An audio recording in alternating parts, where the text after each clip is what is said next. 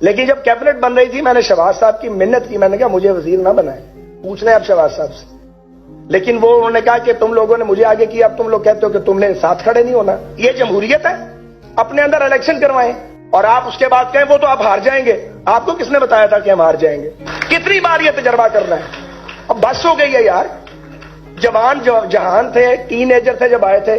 میں 60 سال کراس کر گیا ہوں, ابھی بھی نہیں بولنا تو کب بولنا ہے؟ قبر میں جا کے بولیں گے, بولنا پڑے گا. السلام علیکم ناظرین. نون لیگی رہنماؤں کو آہستہ آہستہ غیرت آنا شروع ہو چکی ہے. اب ایک ایک کر کے سارے نون لیگی رہنما اس امپورٹڈ حکومت کا بھانڈا پھوڑیں گے. پی ایم ایل این کے مرکزی رہنما اور وفاقی وزیر خواجہ سعد رفیق آخر کار تنگ آ کر وہ کچھ بول پڑے کہ سن کر آپ بھی حیران رہ جائیں گے. آپ یقین کیجئے یہ جو پروسیس تھا, یہ جو عدم اعتماد ہوا, میں اون کرتا ہوں, میں اس میں پوری طرح شامل تھا. ایاز صادق صاحب شامل تھے, رانا ثناء اللہ خان صاحب تھے, ہم تینوں لگے ہوئے تھے اپنے کام پہ. لیکن جب کیبنٹ بن رہی تھی میں نے شہباز صاحب کی منت کی, میں نے کہا مجھے وزیر نہ بنائیں, پوچھ لیں آپ شہباز صاحب سے. لیکن وہ انہوں نے کہا کہ تم لوگوں نے مجھے آگے کیا, اب تم لوگ کہتے ہو کہ تم نے ساتھ کھڑے نہیں ہونا. جواب کوئی نہیں تھا. یقین کریں کوئی دلچسپی نہیں ہے اقتدار کے اندر رہ گئی, اسمبلی کے الیکشن کے اندر وہ والی دلچسپی نہیں رہ گئی ہے. تو میں آج کے دن یہ کہنا چاہتا ہوں کہ اگر جان چھڑانی ہے اس عذاب سے, جو عذاب بار بار آ جاتا ہے پاکستان پہ, کبھی کسی شکل میں کبھی کسی شکل میں, تو پھر سیاسی جماعتیں مہربانی کر کے رحم کریں, اپنے اندر الیکشن کروائیں, الیکشنوں کے ذریعے قیادت کے فیصلے کریں. ایک لیڈر جو ہے, کوئی ایک لیڈر جس کے پیچھے لوگ چلتے ہیں, وہ کیسے عقل کل ہو سکتا ہے؟ مجھے بتائیں, کیسے عقل کل ہو سکتا ہے؟ غلط فیصلے کرتے ہیں ہم ٹکٹوں کے, کوئی نظام ہی نہیں ہے سیاست میں, نیچے سے ریکمنڈیشن ہی نہیں آتی ہے. وہ ویسے ہی ایم پی ایم این اے آ جاتے ہیں, وہ آ کے ٹامک ٹوئیاں مارتے ہیں, مشکل ٹائم پہ ساتھ کھڑے نہیں ہوتے. کتنی بار یہ تجربہ کرنا ہے؟ اب بس ہو گئی ہے یار. جوان جہان تھے, ٹین ایجر تھے جب آئے تھے. میں 60 سال کراس کر گیا ہوں, ابھی بھی نہیں بولنا تو کب بولنا ہے؟ قبر میں جا کے بولیں گے, بولنا پڑے گا.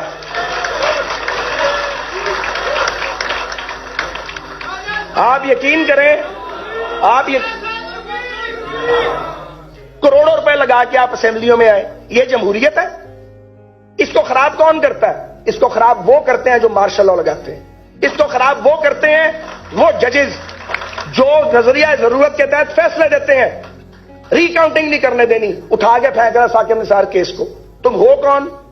تم کیسے انصاف نہیں دو گے؟ نہیں دیا انصاف. میں نام نہیں لیتا. جیلوں میں جب آپ لوگوں کو بلا کے کہتے ہیں کہ وزیر اعلیٰ بن جاؤ اور فارورڈ بلاک بناؤ, شرم آتی ہے؟ ارد گرد ہیں ہمارے کردار. میں نام نہیں لیتا.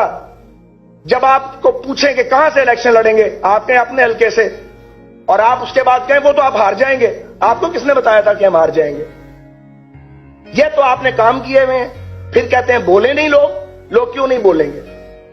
لیکن آج میں آپ کو یہ گزارش کرنا چاہ رہا ہوں, آج نہیں میں کئی دن سے یہ کہہ رہا ہوں کہ ذمہ داری اب سیاستدانوں پہ 100% پڑ گئی ہے, کیونکہ اگلے غیر سیاسی ہو گئے ہیں. اگلوں نے ڈکلیئر کر دیا کہ ہم غیر سیاسی ہیں.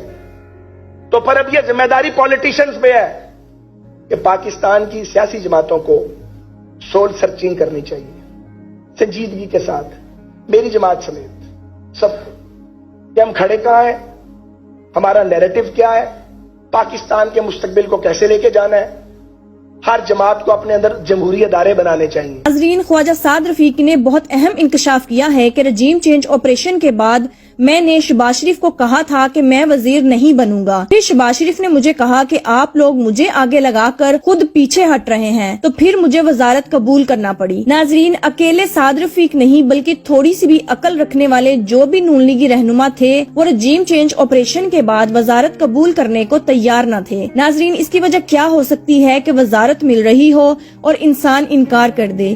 اس کا جواب یہ ہے کہ تمام نون لیگی رہنما سمجھ چکے تھے کہ جس طریقے سے پی ڈی ایم نے امریکہ کے اشارے پر رجیم چینج آپریشن کر کے عمران خان کو حکومت سے نکالا ہے, اس سازش کو عوام اچھی طرح سمجھ چکی ہے और अब जो भी इस इम्पोर्टेड हुकूमत का हिस्सा बनेगा उसकी सियासत हमेशा के लिए खत्म हो जाएगी और वो निशाने इबरत बन जाएगा। यही वजह थी कि ये लोग अमेरिका के कहने पर रजीम चेंज ऑपरेशन तो कर चुके थे, लेकिन एक्सपोज होने के बाद कोई भी वजारत कबूल करने को तैयार नहीं था। नाजरीन, ख्वाजा साद रफीक ने ये बात भी बहुत अहम की कि हमारे लीडर एस्टेब्लिशमेंट के इशारों पर चलते हैं और जमहूरियत को नुकसान पहुंचाते हैं। नाजरीन, ख्वाजा साद रफीक को ये बात करने की जरूरत इसलिए महसूस हुई क्योंकि वो जानते हैं कि मियां नवाज शरीफ एस्टेब्लिशमेंट की पैदावार हैं और आज तक उन्होंने एस्टेब्लिशमेंट के बूट पॉलिश करके हुकूमत हासिल की है और अभी तक ये दोनों भाई बूट पॉलिश करने से बाज नहीं आ रहे। इसलिए उन्होंने इशारतन नून लीग को बात समझाने के लिए की है। ख्वाजा साद रफीक की तीसरी बात भी बहुत अहम है कि हमारी पार्टी में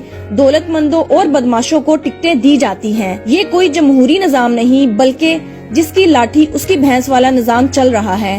नाजरीन, ये बातें करके ख्वाजा साद रफीक ने अपनी ही पार्टी को मुकम्मल तौर पर एक्सपोज कर दिया है और उन्होंने कहा कि मैं जवानी से लेकर अब तक सियासत में हूँ, अब बूढ़ा हो गया हूँ। अगर मैं अब भी खुलकर बात नहीं करूँगा तो क्या कब्र में जाकर करूँगा। नाजरीन, इसमें आपकी क्या राय है? क्या नून लीग वाले इन बातों को समझकर अपनी